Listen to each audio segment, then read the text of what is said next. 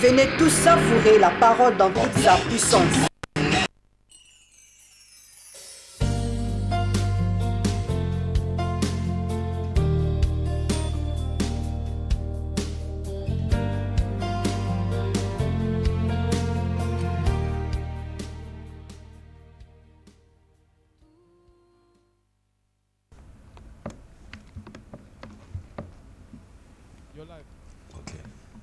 Bien, Nzambe azalokumu mingi to sepeli makashi pokwa na lelo ko se retrouver lisu liboso na bino. Nzambe akumama tozana esengo ya kopesa bino mbote na kombo na Yesu et puis koyebisa bino ete benga bandeko nyonso bomesana kolanda Olive TV et oyebisa bango ke non le coq elongona tata na ye baza live déjà na ba TV pona ko bénir bomo inabiso. Donc émission Oyo eza rediffusée mais émission Oyo toza live na banda kunabino pona kopambola bomo inabino. Alors Nzambe vraiment zolokumu mingi avant tokoka koleka ko passer maloba epai ya mutu na Nzambe na lingina yebisa yo ete toza grandement béni une fois de plus na kati na plateau Oyo na banda kunabino na ba télévision parce que lelo et toza na vieillard, toza un instrument de guerre, toza na maréchal, mais na évité lelo aye na biso lokola nani avant to koka koleka na makambo mosusu. Papa, bonjour. Bonjour, merci. Bon, na évité lelo oye lokola nani po avant to kwa ko évoluer, to ye ba lelo oye lokola nani liboso peuple na Nzambe. Bon, lelo na ye lokola conseiller. Conseiller. Doye ko conseiller bongo ya mutu moko lelo. Ya peuple ya Nzambe oyo aza disposé oyo ka conseiller yango et ko meka ko aider bongo inaye o pas ane disposé te za problème te. Nzamba zolokumu mingi oyo tozana ye awa aza grand vieillard aza mutu oyo asali musala munene po lelo biso tozala asali musala munene po ba serviteur ebele bazala aza moto yo Nzambe a visiter pe aza ko salela makasi na mboka Angola ainsi partout oyo aza ko leka bilembo pe bikamwa eza komonisama na misu lelo tozo salela Nzambe grâce ya Nzambe oyo ye andima et puis a formaki biso lelo boko akondima biso na mukie oyo Nzambe a déposé na bobo ina biso ezalaki nde na nzela ya tata oyo papa Nzamba pambolo makasi. Merci à pambola pe bino ba obona kati ya connexion pe na vision ya musala Nzambe. Nzambe azolokumu mingi. Alors tolingi to l'examiner tebele te tolingi to pesa ye maloba po lelo alobi aza awa lokola conseiller to yoka nini oyo amemeli biso. Avant toute chose nalingi na lobete présence ya mutu na Nzambe awa na mboka o ya Angleterre. Je crois que azalaki awa na janvier, zaka janvier, tozala musala munene. Mars. Ezaka mars. Ezaka mars toza azaka awa mbala suka alaka kibisoke akozala awa pona un mois ya prier. Donc tozana un mois avec le Seigneur. Et aye lelote azana biso awa depuis les premiers ya août do ya mois oyo. Et tozana prière ya chaque jour. Oyo, tozozwa pause juste samedi. Donc, lundi, ti jeudi, tozana prière de 16h, tina 18h. Vendredi, tozana prière na 18h, tina 21h. Et puis, dimanche, neti lobby, tozana prière na 15h, tina ngonga, ya 18h. Ba témoignage, ezana ninga kosakanate, nzambazo sala ya minene ya kokamwa. Soto memi, équipe awa, pour n'avoir témoigné, nandini est espace à 1 heure du temps et kozwa kutu esikate parce que makambweza ebele oyo Nzambe azako sala. Alors nazobenga yoyo oyebi teke mutu na Nzamba sa awa oyebi teke tozana programme ya 1 mois contacter biso na mamero yo komone koleka soit lobby rejoindre biso ne sika to sambelaka na Edmonton awa na Angel Kona justement na salle bana mingi ya qu'une 2000 oyo ya Edmonton soza na difficulté obengi biso tokoyeba ko orienter yo. Alors mamero ekoleka me kobenga na numéro ya portable te tinda texto na yo toko prier na tina na yo mais numéro ya fixe ko fungwama okobenga nde okosabiso live nde tokoyeba kobondela na tina na yo. Alors vendredi oyo eza vendredi ya ba prier lokola nde tozo salate mais ekozala vendredi ya ba prodige, c'est-à-dire que l'homme de Dieu azawana vendredi na dimanche oyo ezako ya lobi teme oyo ezako ya ekozala ya ba guérison miracle ya ba prodige ekozala ya makambo ya minene benga batu bazana ba problème oyebi mutana sida oyebi mutana problème appendicite ba myome ba nini toyebi nzambo yo azosalela tata oyo Bible lobi rien n'est impossible à Dieu. Alors samedi nango tokiti et pas ya pasteur Milen na Wembley donc kuna à partir ya 16h et sika ya salle oyo toutaki ko sala dédicace la fois passée tomona na wana samedi bongo omona makambo nini oyo nzambe akosala bino nyonso bwa ba kote kuna tokuta na wana vendredi bongo tokoyeba nini oyo nzambe capable asala. Dimanche ya lobi peuple nyonso bazana Sydenham les palmiers akoyamba vieillard. Alors nzambe azo sala makama minene yoyo za de partout profiter opportunité oyo. Alors papa vanto peso tango ya kote ya oloba nyonso sanango okoloba nini pona mukolo ya lobi dimanche et puis na période nyonso mabondeli et puis surtout vendredi olobi ke okobondela mingi pona batu et puis dimanche nango ya le 18 okobondela mingi na tina na batu peuple oyo azo yoka olingo yebise nini avant oleka na mateya. Moi je pense que porte eza ya kofungwa na pona bandeko nyonso oyo bakoki koya tosanga na mabondeli sans toutefois kotala ba religion na biso kotala ba dénomination na biso kotala oyo eza kati na biso parce que tozaka ko élever kombo ya mutu moko eza kombo na Yesu Kristo. Amen. Moi je ne suis pas un faiseur de miracles. Eza pena mosala nzambe moko te aza faiseur de miracles. Yes. To bonde la kepai na nzambe ne mutakita kape abikisa biso na kombo na Yesu Kristo. Alors moto moko oyo koya bonakansi banda to bandaki les premiers ti lobby.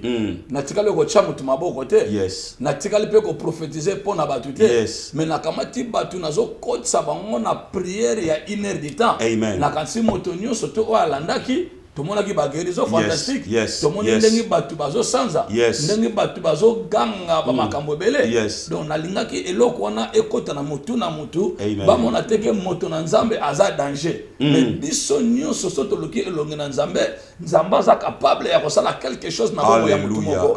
Ya moto bengi vendredi wana na dimanche wana eza dimanche ya ba prodige. Oyo nzambe akosala quelque chose na bomo ya batu na ye. Nzambe aza capable na nyonso. Aza souverain na souveraineté na ye. Nzambe aza capable na nyonso. Nzambe asalaka na avance te, nzambe asalaka na retard te, mais asalaka au moment opportun. Ezala makambo o nzambe asala lundi te, asala yango mardi. Oya salaka mardi te, asalaka yango mercredi, ainsi de suite. Donc nzamba ebi tango nini akoko visiter mutu na ye. Papa mesiko bana ba benginga babi. Papa biso eloko ezo lekela biso, tata zoloba kama makambo. Eloko bo elinge salama esalami. Eloko bo elinge salama esalami. Sikoyo peuple azana ndaku papa. Oyo tan susa yoki atali solo na musika olingo yebise nini. Non, bah mon ministère nabiso est un ministère de victoire armée chrétienne. Amen. Mais centre aux autres dirigés à Londres, comme on vient et voit. Yes. Kasi baya bamona. So baye bamoni bango ba rejuger ce que zanzambe te zanzambe te. Kola kumama. Baya bamona. Mais papa dit que batebele bana ba problème sérieux. Mais ce qui bana ba problème sérieux, bamo ba ba problème na bango. Matthieu chapitre 11 verset 28, venez à moi. Tous qui êtes fatigués, je vous soulagerai et je vous donnerai du repos. Bango bali ko kota na pensée à Matthieu 11 28 te. Bon c'est au faut tsanani. Bala mikumba na bango, bango bali ba mikumba yango. Parce que ça muto moko zo benga bango, baya na mikumba na bango, ba ko zo repos na ba problème bazana yango, eza Jésus. Kola so lokumu minga alors tozo pesa mutu na nzambe maloba abanda ko conseiller biso et puis simanango pour lelo une fois de plus ça ko bonde la mingi na tina na batu line ko fungama moi muke avant mais avant toute chose nazo yebisa yo ke émission oyo eza rediffusée te donc émission oyo eza live donc toza live katikati na plateau awa ya Olive TV. Donc soko zolanda okozwa phone na yo obengi tokozwa yo pe tokobondela na tina na yo. Alors rendez-vous eza lobby na 15h na salle na biso ya kine 2000. Ozana facilité ko koma place wana payer priaka omona nini oyo nzamba za capable akoka kosala. Papa topesho maloba nini oyeli peuple na nzambe. Merci nazo benga bande kwa rejiba aider biso pour na petit écran na biso. Yes.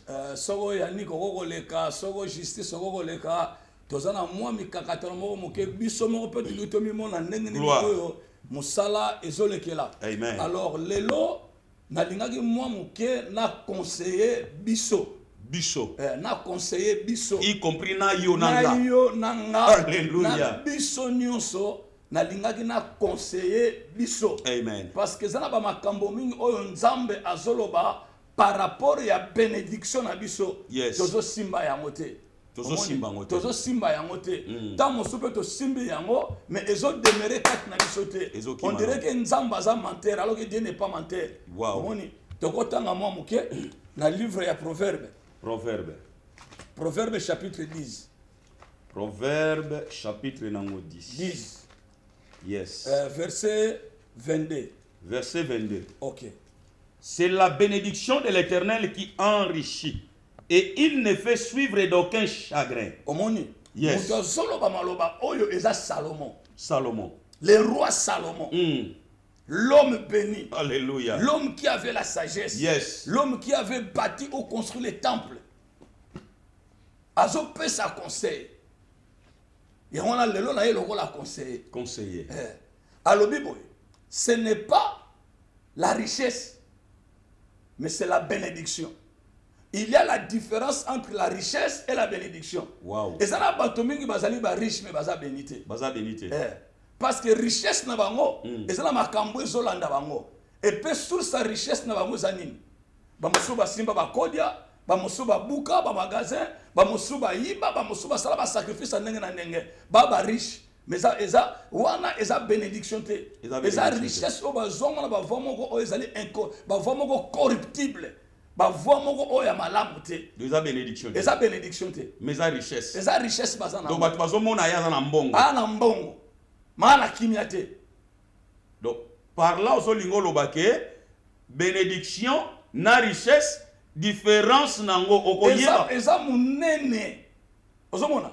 Il y a des hommes riches mais qui ne sont pas bénis. Yesu na livre ya Luc akutala na ingénieur riche. Yes. Ayebisi le sol qui bo moyena seko. Te kabilo ko nyoso sana yango. Il te reste encore une chose aboya ki na ye.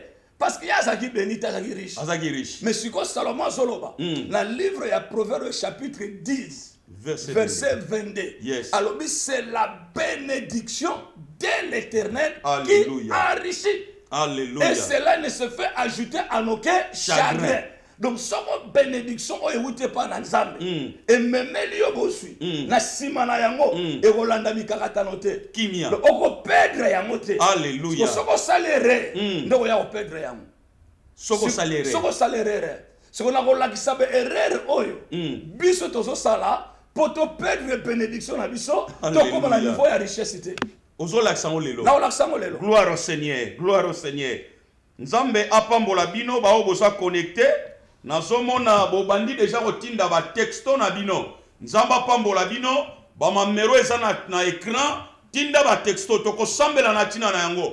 Toko révéler kombo noté na télévision mais tinda ba texto loba ke ngai nde kwentel problème na ngeza boy toko bondela na tina na yo. Tango line ko fungwama sima na ngonde okoyeba ko benga to bondela pour nos live. À toi la parole papa. Mais je pense lelo batik la bisoto zo apenda temps toloba. Toloba mingi ke to bondela mingi. Pour motoko bon de la paix mon nzamba yoka e.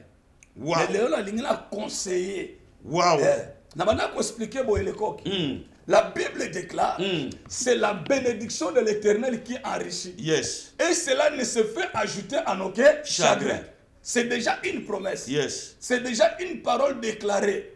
Ozomona. Parce que mutozo makambo azaki pauvreté. Riche. Riche. Béni. Béni. Sur azoloba lipamboli ya nzambe c'est ezala bato mosusu baza na yango mais ewuti pa ya nzambe te so ndenga bato bazoyoka ngai ndenga mpe nazoloba nazoyeba oyo nga naza na yango ewuti pa ya nzambe to ewuti pa ya nzambe te moto ye moko azali consciemment ya koyeba oyo azotutela tolo azwili yango wapi mutu ye moko ayebi ata bato bayebi te ata asali mascarade liboso bato mais au fond ayebi mais obike papa mutu akokosa conscience na ye te jamais mpe mutu akokosa nzambe te alors yango wana awa Salomon azopesa conseil Dieu n'est pas un homme pour mentir. Alléluia. Il n'est pas un fils de l'homme afin qu'il puisse se repentir. Oyo nzambe alobi azosala yango oyo nzambe alaka azokokisa yango siko oyo eza maloba na nzambe omaloba na nzambe ezoloba nini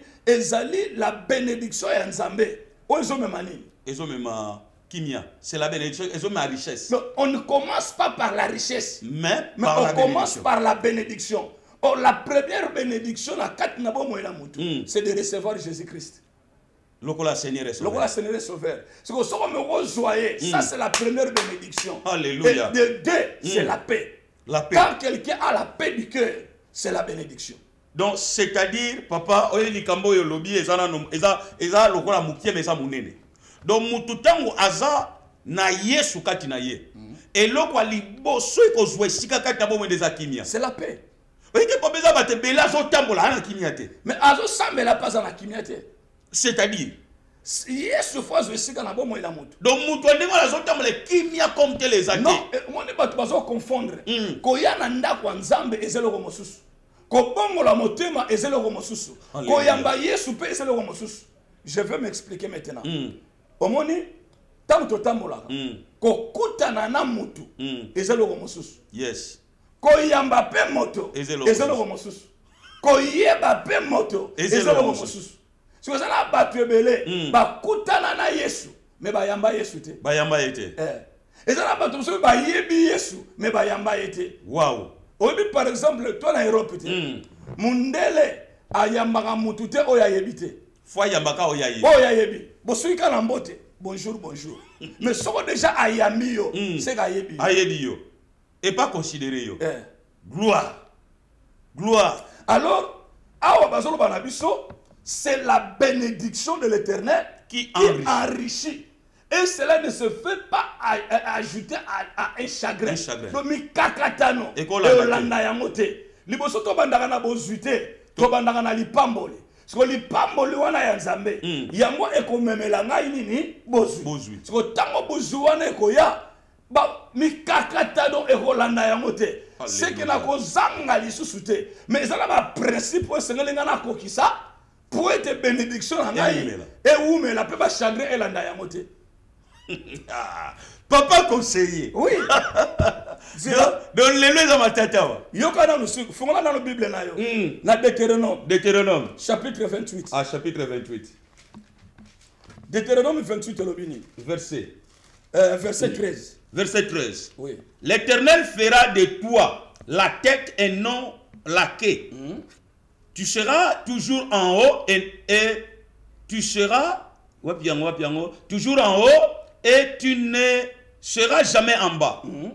Lorsque tu obéiras au commandement de l'Éternel et ton Dieu que je te prescris aujourd'hui, lorsque tu les observeras et tu les mettras en pratique. Bon, maintenant c'est conditionné. Et comme une condition.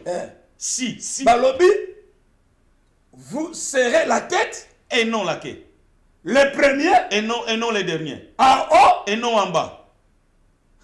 Lorsque vous observez. Au cause na yo déjà mutu. Au cause la likolo. Alléluia. Au cause la paix les premiers. Mais potika la standing wana. Yes. Potika la position wana. Ba pesi biso condition. Condition ça? Yango yo te. Alléluia. Kenatanya okasikana lingi. Yo za papa conseiller. Faut le papa biso to yo. Lorsque tu obéiras au commandement de l'Éternel ton Dieu que je te prescris aujourd'hui. Si quoi le kamusinga bazolo ba aujourd'hui. Donc yango lo bike we ko conseiller biso. Donc lelo. Donc malobo e koma makalame ezo bimaneti ke e koma mingi lelo. Lorsque tu les observeras et les mettras en pratique, ce n'est pas seulement le fait yako yoka. Ce n'est pas seulement le fait yako recevoir. Alléluia. Mais tu dois aussi les observer et de les mettre en pratique. Ce que soko ozo chango na misala bénédiction na yo et comme memela yo richesse. Ce que tango bénédiction na memela yo richesse okokoma moto mokilate. Mokilate. Oboni? Okozana likolo kasi na sete. Okodefisa kasi okodefate. Mais balobi lorsque tu les mettras en pratique. Donc parlant aux olingo lobanini papa pour ezoti ngana zongi sama kanisi mwa mukie tangu tozo banda bonzambe bazolo batwala kana trois sortes abatu l'homme animal l'homme charnel et puis l'homme spirituel. Donc l'homme charnel asa tantôt plutôt aoyane une église nengo tape ko lobane bandele mais bomo inaye apesha ngo mepa inanzambe te azoto sanzambe te maya kan église olingo yebisa mutu wana nini. Mais Bible so bala bisolo moko si quelqu'un est en Christ il est devenu une nouvelle créature. Yes. Les choses anciennes sont passées et voici toutes choses sont devenues nouvelles. Cela veut dire un chrétien peut succomber, mais il ne peut pas demeurer dans le péché. Yes. Mais Alléluia. C'est là que nous allons nous tous. Je peux succomber, mais je ne peux pas demeurer. Yes. Parce qu'il y a la tentation, il y a les épreuves et il y a aussi, n'est-ce pas, les attaques. Yes. Alors, problème est nini awa. Pour ça l'ensemble, yes. Ezate était biso. Tozala bamikila. Bamitu. Alingi tozala moto. Yes. Alingi tozala batona yambo. Alingi pe tobanda kode fakate. Yes. Mais alingi biso tobanda kode fisa. Tozala ko la source ya bénédiction. Wow. Bible lobi kaka. Ezana commandement moko wana. Soki to observer yango. Peut-on mettre yango en pratique. Donc par là, aux c'était à ce qui concerne l'obéissance à la parole de Dieu. Mais obéissance n'a pas principe. Ba principe. Oh, ils ont même un moto na bénédiction pe na richesse. Si quoi, yo so te bito que ne plus loin papa. Bon, na ina lo bana bandeko. Oh, bozo benga na portable, ko wela na ko benga te me tinda texto. Po bozo benga mingi, tinda texto. Tokobondela na tina na yo, mais après l'ine kofungama ne tokoyeba na tina kobondela tokoyeba kobondela na tina na yo life tolanda nanu liloba mais na portable tinda texto na yo et puis tokobondela na tina na yango ba principe papa yoka siko ba principe toke na livre ya Hébreu chapitre 13 Hébreu chapitre nango 13 verset 15 à 16. Hébreu 13, 15 à 16. Si on a contredire, à contredire l'inaïté. Mais à contredire la parole. La parole. Yeah. Alléluia. Gloire au Seigneur. Hébreu chapitre 13, verset 15. Verset 15 à 16. À 16. Oui. Bible le Bible, par lui, offrons sans cesse à Dieu une offrande de louange, c'est-à-dire les fruits de l'œuvre qui confesse son nom. Yes. Et n'oubliez pas la bienfaisance et la libéralité, car c'est à de tels sacrifices que Dieu prend plaisir. C'est dans de tels sacrifices. Yes. Donc quand quelqu'un accepte d'exercer la libéralité. La libéralité. C'est ça déjà un sacrifice. Si la libéralité, on a na lingala, à comprendre la libéralité, l'ikoloba, ko fongola maboko, ko yeba ko pesa. So ko yeba ko pesa wana. Na kat na libéralité, toza na 5 choses. 5. Est-ce que mon Christ oyambi Yesu fabanda ko sala makambo oyo moko mibale misatu mine mitano. 5 choses.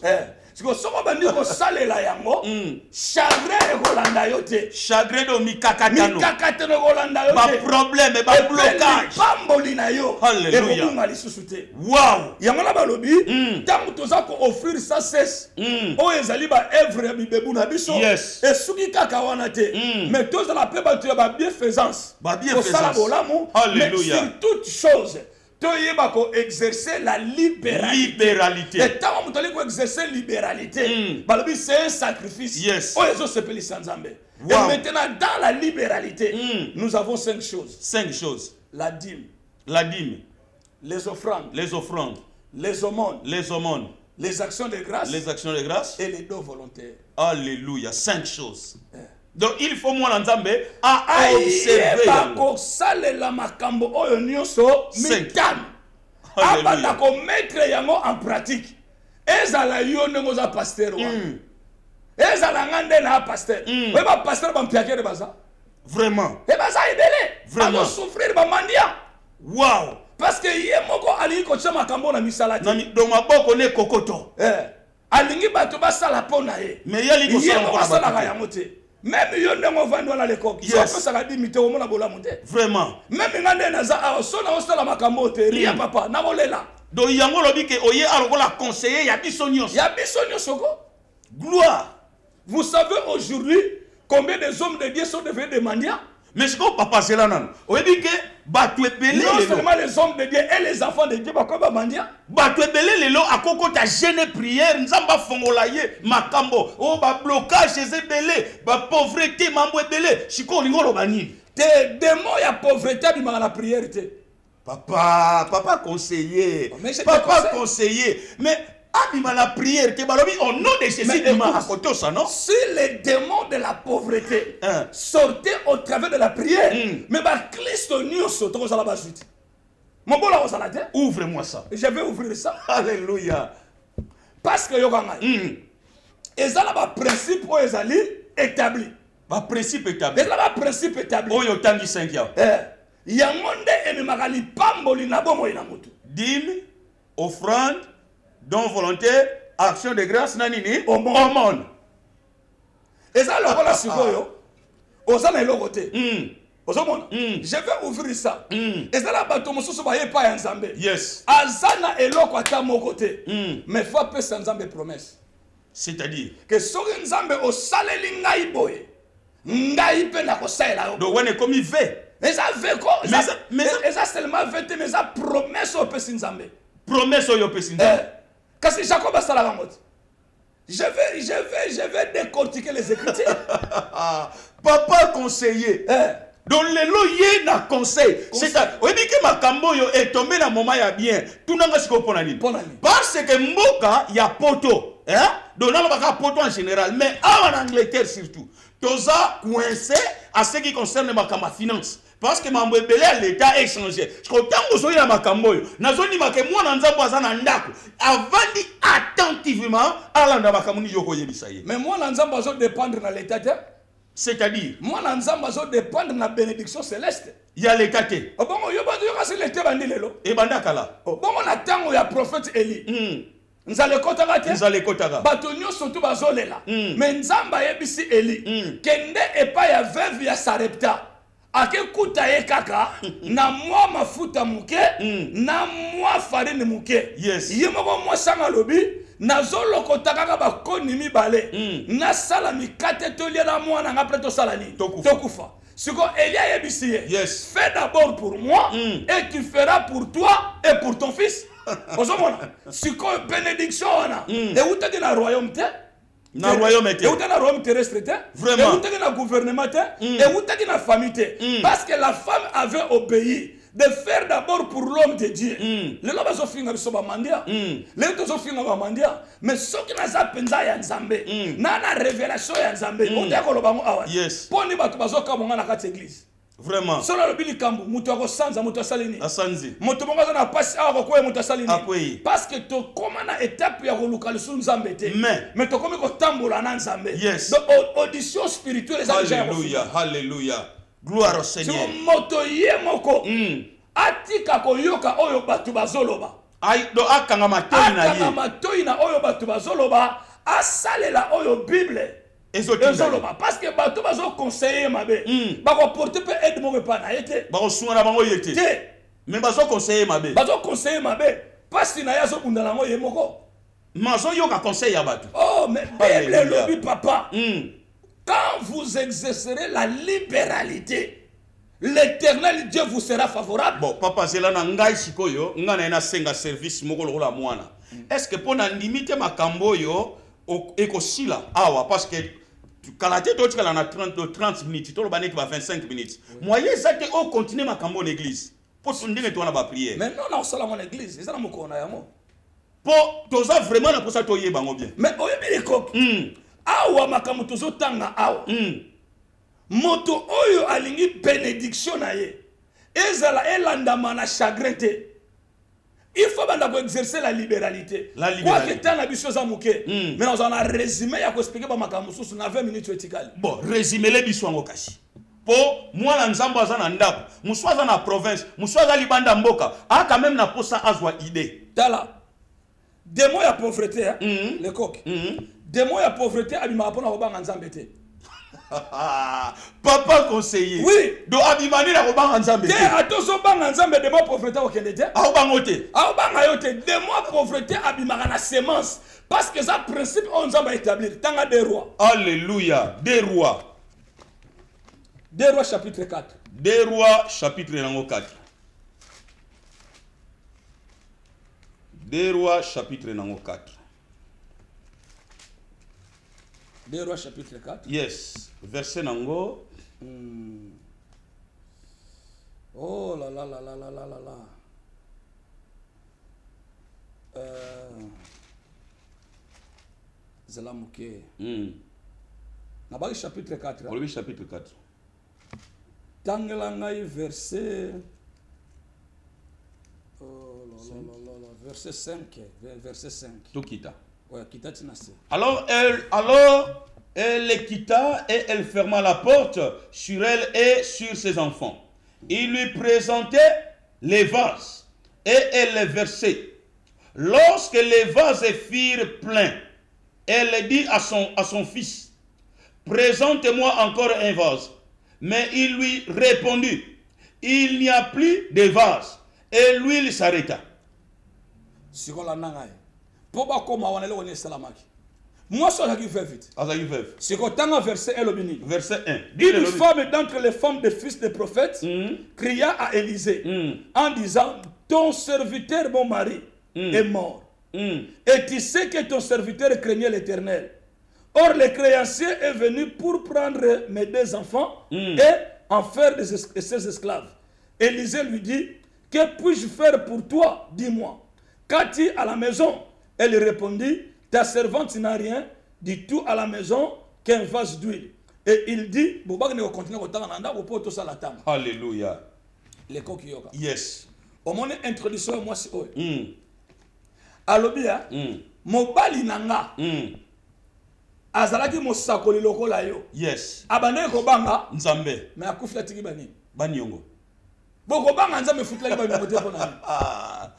Papa conseiller. Azo banga nzambe mais akufila banyongo. Na banyongo. Atiki moi si na pasi. Atiki moi mais il craignait Dieu. Bali ba me mabana. Tala ko banga nzambe. E ko futilo banyongo te. Ko banga nzambe. Et ko memelo bénédiction matérialité. Kobanga nzambe ekomemela yo bénédiction financière te. Kobanga nzambe ekomema yo tout droit na lola. Okoti na bokonza nzambe. Okota sans problème. Alléluia. Mais bénédiction okomona yango te. Parce que cet homme craignait Dieu. Alléluia. Akufi atiki banyongo. Atiki banyongo. Or la dette et la corruption enlèvent la valeur et la paix d'une personne. Donc, mais soboza mosala ya nzambe oza mwana ya nzambe otondi na banyongo mais bato banyongo bakolongola okimia bakolongola o valeur ezala suite ekozala te yo okima mboka likolo banyongo yango bible lobi okodefa te mais yo kodefisa yango nga nakanisaka ça ce n'est pas la pensée de la Bible mais c'est mes pensées ya yo nga nakanisaka prophète oyo eloko bomo eza attention yo tokanisa ndenge nakanisaka tellement pression ya créancier mutana yo senga banyongo zaki makasi ko leka pression onction alléluia tension mata piqué crise akufi appliquer crise akufi asiko atiki banyongo siko mutoye pas boto la bana mais celui qui avait l'esprit de la libéralité celui qui connaissait ses secrets c'est le prophète Élisée atunie la ndaku na yo ozana nani mais miracle salami abi kende kaka ko senga milangi ya vide pa ba voisin ya mona photo vanda bien na bato to vanda bien to soina ka barela yo ko za mulangi za mafuta mais voisin mutana milangi ya vide donc parlons au ligolo bagay no photo za la bien na bato non pas de la relation to comme na tango yo mulangi mafuta na yo moko e futa nyongo na yo alléluia mais comme mulangi mafuta le futa nyongo na faut ça la paix bien na ba voisin pour appeler ça ya vide casse papa conseiller donc na éviter parce que elengi ngala so yo parce que mutu azala ndako tala papa to sabwe tala combien de messages ça déjà tala ba message papa to répondre mais na lingi otandana loboko awa lobali loba mona pona batu kola mona bino pour ça ko sabo mo na ko mona Christ amen gloire ndima yango ke makambo esalami yes papa omone batu mususu bazo kufa na pauvreté parce que ça désir na bango moko désir na bango si ba yoki batu somo tanga na Ligue 19 Ligue 19 nzamba sunga biso alléluia tozo penza Ligue 19 zela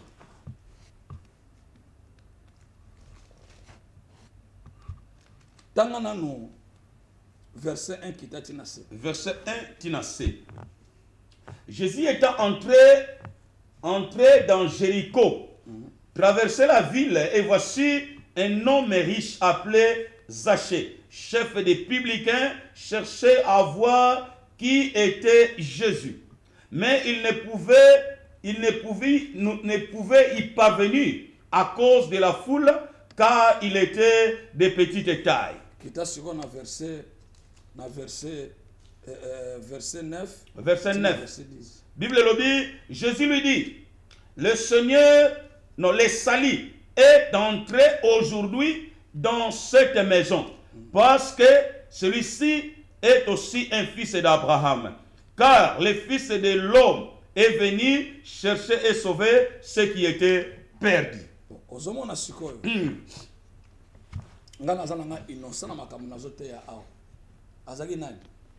Publicain? Riche. Yes, riche. Vous comprenez? Mais richesse na ye, il y a une bénédiction. Il y a une bénédiction. Pourquoi ça qui sauvé? Il y a une bénédiction. Il y a une bénédiction. Pourquoi ça qui sauvé? Ah, qui sauvé? Il était riche.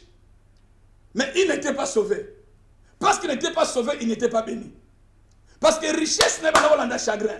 Il y a un lobby à Seigneur. Ce qu'on a beau là qui le repas monte. N'a raison que ça 4 fois. Yes. Et n'a rekamata bozunangai, n'a roté kapena kabona banani. N'a babola yeso parce que maintenant le salut est entré dans ta maison.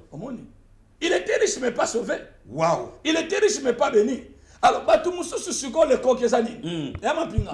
Bango moko bazondi mabakufa pauvre. Bazondi mabango moko. Alingi na ya sepeli na ya ba sepela kufa pauvre.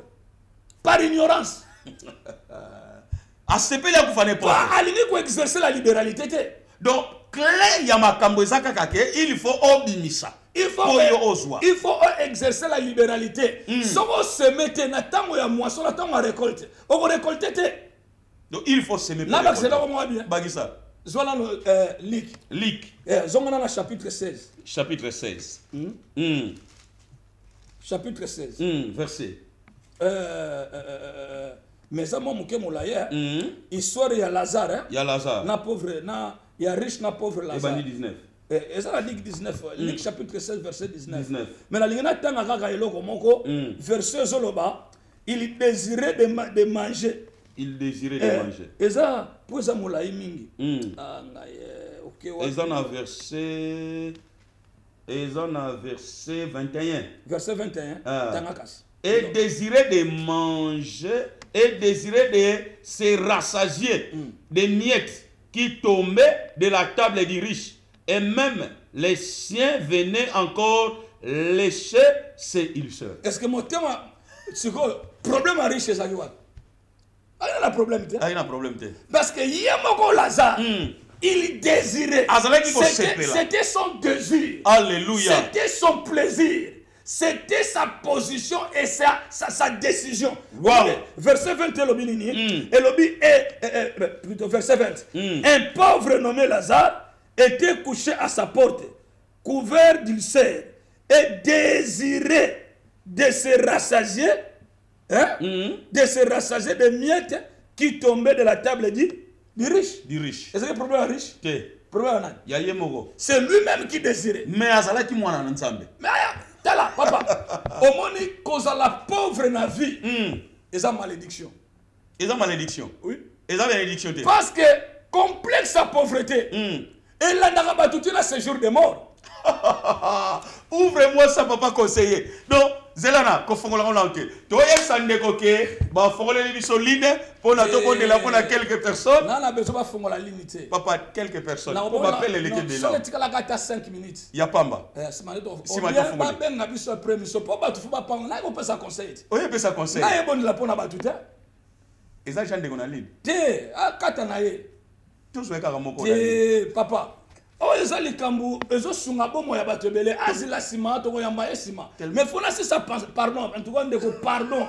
Je t'en supplie au nom de Jésus, pardonne-moi. Je veux que tous nous soyons bénis. Zamba zaloku mutu edike, batu bola posa bo benga ebele mais landana no mateya. Alors ko zope numéro ya portable kalakit ligne ko balingi balandi biso na kini so 2000 kini 2000 et sika to kozala to solo malamu gloire au Seigneur na zomba batu de 15h à 16h mais na gina pesa dans nos pensées na banda ko lo baboye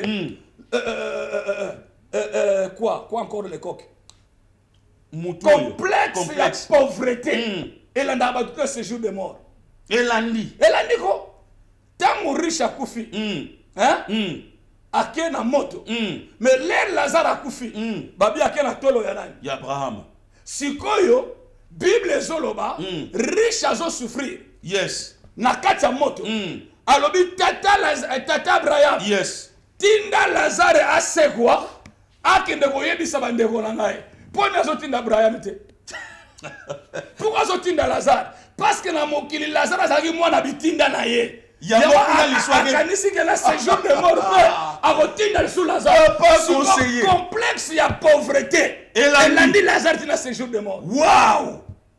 Mais heureusement Abraham akotelaki Lazare ayebisi riche te makambo yo soluka wana awa ezalaka te. Donc sikoyo Lazare azali kuna défense te. Défense na kite watindaka ye. Papa conseiller kanisa riche na séjour de mort akomi na position ya kobenga Abraham tata. Abengiye papa. Papa ko. Tala soko zala lipambo. Zela papa Zela. Donc riche azali riche. Mais a dit que Abraham a un grand prêtre. Prêtre au sala. Siko abengiye papa. Abengiye papa ko. Mais siko yo pour Lazare. Abitinda ye. Tinda ye. Moi l'abitinda ye. Heureusement Abraham a côté lui. Gloire.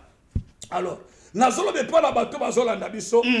Ezala biloko mine oyo na kosi sa senema ngote poti siko nazaka na introduction. Mozale yango nazoloba yela biso mamboyo n'église. Mais na moya na kaya ngona yeliti. Te yela biso o papa. Donc ti siko na développer te. Nazaka na introduction. Pour ma tombeleke de. La nanga sikola okene mo mbangu na pesa tous les 5 choses wana. Or Bible ezoloba. C'est la bénédiction de l'Éternel qui enrichit. Siko son moto abandi ko exercer la libéralité. Tanga siko Matthieu chapitre 6. Matthieu chapitre nango 6. Matthieu 6 verset 19. Matthieu 6 verset 19. Tanga verset 19. Kende timo mukena se. Kenda tata na tina na verset 21. Yes. Matthieu 6 tobani na 19. Bible lobi ne vous amassez pas des trésors sur la terre où la teigne de la rouille où la teigne et la rouille détruisent et où les voleurs percent et dérobent. Yes. Mais amassez-vous des trésors dans les cieux. Yes. Où la teigne et la rouille ne détruisent point. Alléluia. Et où les voleurs ne percent ni ne dérobent.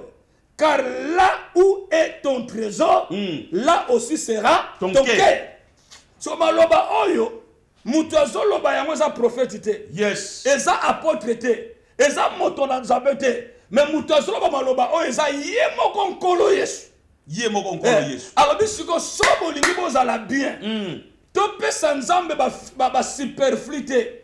To pesa nzambe ba déchet te. To pesa nzambe ozolanda nga bien.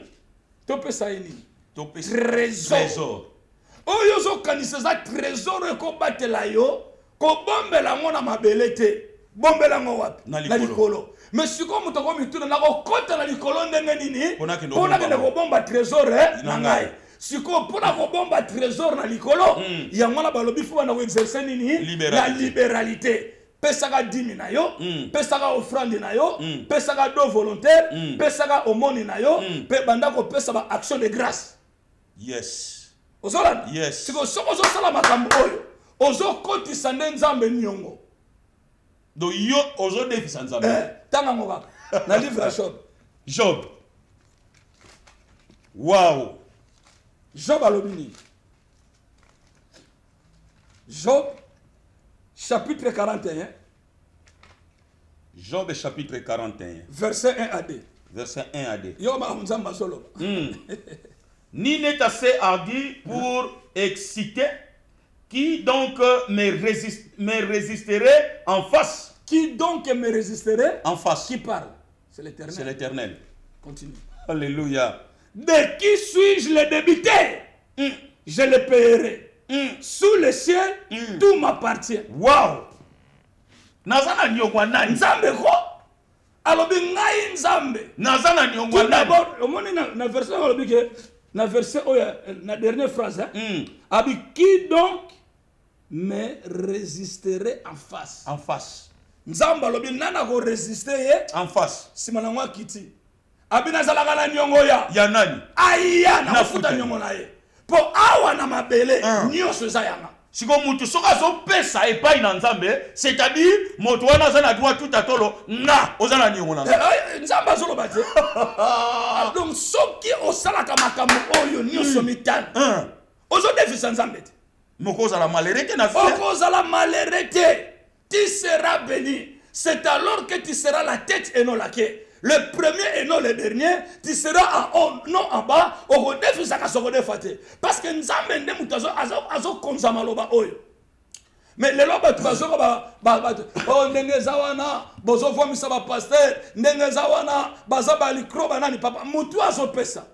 Ye mutazo bongati. Ye mutazo bongati. Paul azoloba, il y a plus de joie de donner qu'à recevoir. C'est la parole du Seigneur. Il y a plus de joie de donner qu'à recevoir. Donc mutu a pesa kaza mutu na esengo. Papa oyebi ke nazo se rappeler ezana ka témoignage à maman moboye maman na solo ba ke asalaka dombo ko boye et obondela ka pona ye abizakina babula kala amona babisi rouge asala témoignage awa na TV. Bon bato azo bien nga baza ebele mais si ko ezana bato ebele azala ko sala ba makambo yo en Afrique akomi awa lobi ke moya sala ngo ezali sisute. Bon sera au vivre ndeni ye muta la réponse. Ba chagre zolanda papa ndako olala ka te biloko soka bato oyebite mingi bala ba problème na ba wisie do ba wisie les aloko la bato anyongo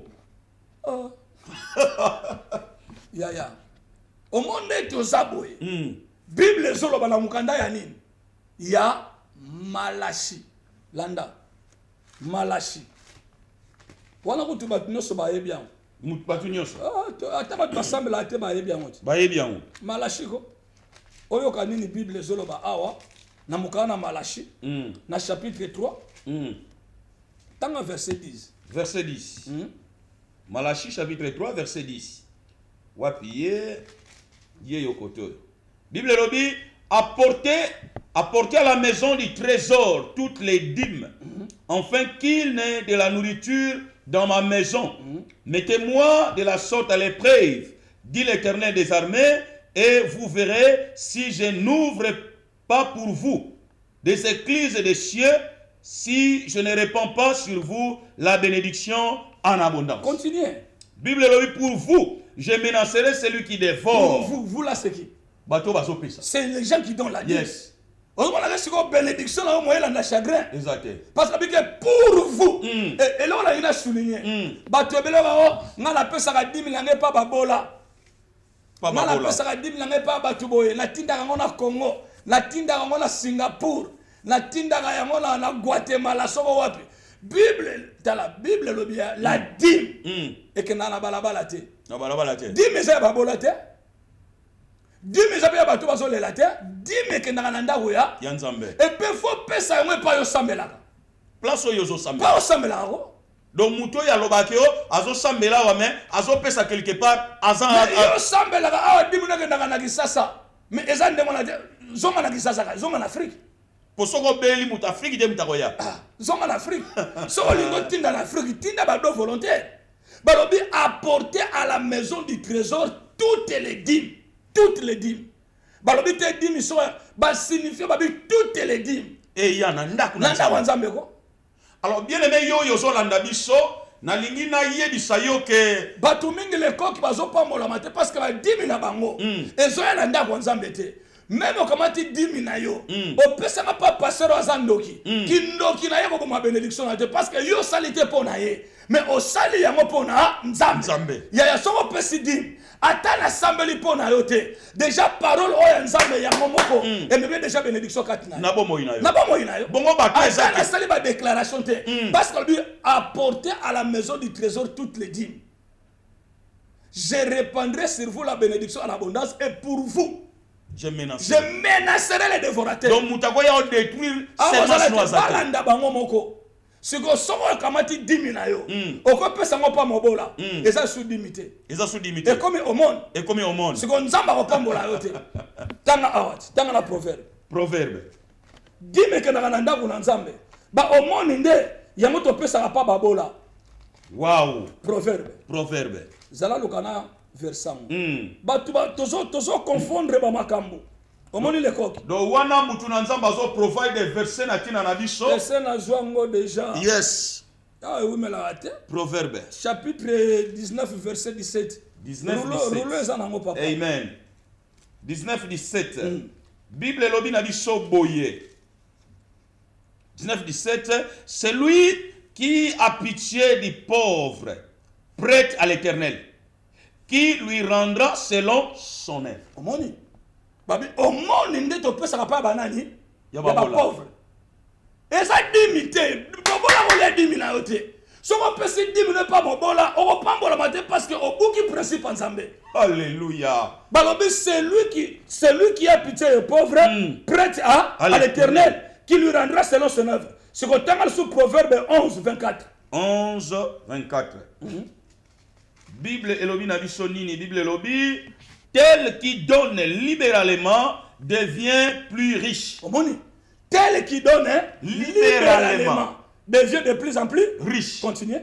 Et Bible et continue koloba c'est tel qui épargne à l'excès ne fait que s'appauvrir. Obombaka nzamba zomona intérêt na yo te na bambo intérêt na yete na bambongo na yo.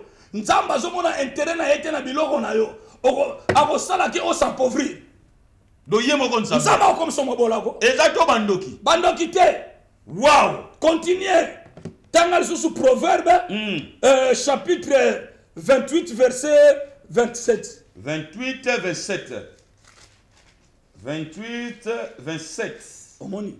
Bible lobi, celui qui donne aux pauvres n'éprouve pas la dissette. Mais celui qui ferme les yeux est chargé de malédiction. Ozala yango. Alléluia. Olingo pesa babola te, odinda miga yo moko. Obingala za ngala koko mikumisa tele koki.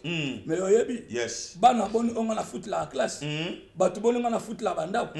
Ba veuve boni onga na supporter. Na ko révéler yango awate. Yes. Yango na ngai mbongo. Elobela ngelo wote. Nzamba pambola nga d'une manière d'autre. Bandala ya awasena sengi mbongo pa mutu. Non. Bo ba okabela ngate. Ba okaba. Ntona osala western te. Yes. Na senga ipana. Non. So mbongo na tinde ke na église wapi? Yaki sasa. Yo zaki témoin. Yes. Na la yango te. Yes. Yes. Bakabeli ngai natali mosi na ngate, natali ba na ngate, mais natali na makambo wana musu ya nzambe. Siko nzamba yebi nga s'occuper na ngai. Parce que Bible lobi yango. Olie te. Et que na makambo na pambola malanga papa. Alléluia. Rien ne sert à qu'il faut partir à point. Wow. Omoni. Siko wana bazobenga yango omoni. Omoni. Makabo mawa. Bon papa salabo e bombango pour minute déjà. Et s'il presque. Problème. Alors, tolingi toi di sayonde ko oyo osa connecté oso landa biso.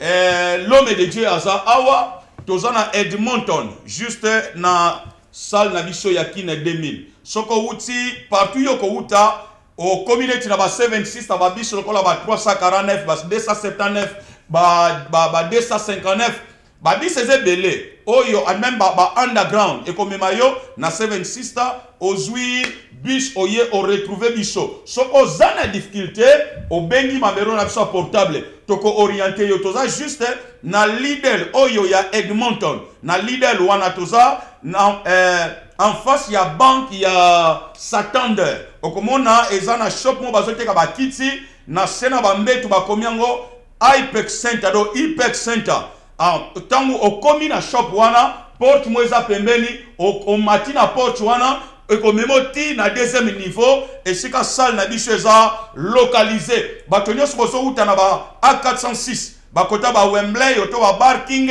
boza na facilité oye okomi na sortie ya Tottenham Edmonton obimika wana otuni leader les awapi bakolakisa yo soko za na difficulté obengi téléphone eza polele toko orienté yo oya wana lobby na 15h donc okomi avant 15h toko zwa tango ya kokutana kosunga yo et puis kobondela na tina na yo et lundi toza mardi toza mercredi toza jeudi et kino moto na nzambe akozonga azali pamboli pona biso profiter nango yaka face à face akozwa tango solola na yo pe kobondela na tina na bomo ina yo nzamba pambola yo alors tolito loba na batu oyo bazana don wana ya kosunga pour que mutu na nzamba leka awa ezo senga bambongo ebele ba détail bancaire yango wana to loba na mutu na force te mais mutu nyonso yo senti que nonga na kosunga mission oyo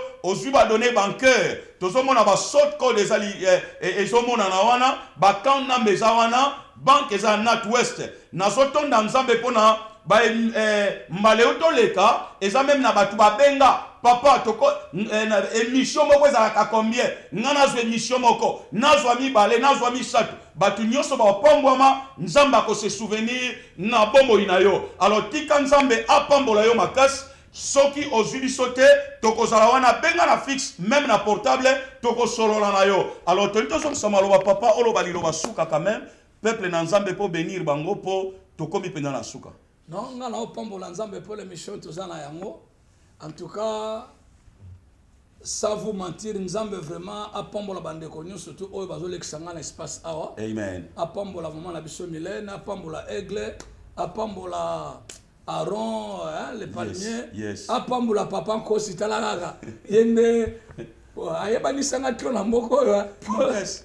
tikilanga ba espace ya liboma osakana te yes. alors idée autosalango ya isilité mais soko sepeli to continuer oko pambolama yes. kanga matoi na oyo batu bazoloba na yo vieux Santos bisiko zali nzamba pambola yo zali na mola so songa na UK nzamba pambola na mama donc batu nyoso bolandi biso bo pambolama na Ngola na Kinshasa partout bo pambolama bo kanga matoi na oyo batu bazoloba ya mozo ba malédiction kat na biso mais salela oyo Bible ezoloba na biso soko mutu alobi na yo di meza makamba kala kopesaka te bona azali ndoki ya vi na yo pas azali ko contredire maloba na nzambe omoni na version tout kotanga awa nazali awa samedi nazomona même na Olive TV papa Nkosi zo lancer appel conteneur zo kene na Kinshasa tout ça équipe pas famille na été équipe sunga bato mais Nkosi akoma mobola ndeni vraiment bato bazo pesa nzamba pambola ngote pona nini bato ba oba pesa ka babola azui souci ya famille na été azui souci moko ya ba inconnu bazo souffrir et à qu'est-ce qu'on a contenir et foutu bon le rakabola batuana mais bato ba pesi biloko ba pambola ma c'est ça que nous voulons auto se pla no le kana télévision o boyna boya sunga basaila nzambe nyonso balekaka ba musubo wana bo sepelaka na bango bazoleka lisusu te parce que finance ezali lisusu te mais soki yo okondima kosala yango nzambe tata akopambola yo koleka papa nzamba akopambola o mama tika makelele bolatisa ba musicien eloko moko te bopesa pa ya banganga eloko moko te bopesa na coutume eloko moko te lelo ya joie décision mekana no epai na nzambe totala non seulement okopambola makaka na mbongo to na biloko mais même santé na yo ekozala malamu kufa na ndako na yo kokota te maladi na ndako na yo kozwa esika te ba dégâts ba problème ekozala te na pamboli na komona Yesu Kristo tika nzambe amona bino tokomi na suka na biso sili nzambe apambola bandeko nyonso balandi biso justice kuna na kati na régie mpe Yannick kolamo na bino nzambe amona Olive TV ekende ti mokolo Yesu Kristo akozonga na kombo na Yesu. Bye.